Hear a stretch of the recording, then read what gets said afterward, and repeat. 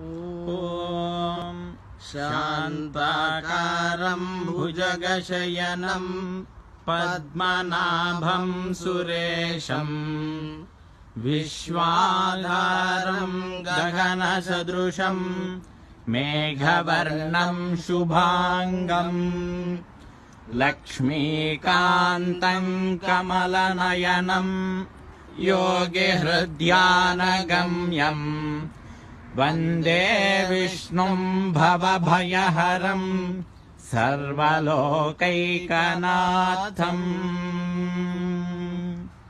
శ్రీరంగం శ్రీ రంగనాథ స్వామి యొక్క దివ్య గోపుర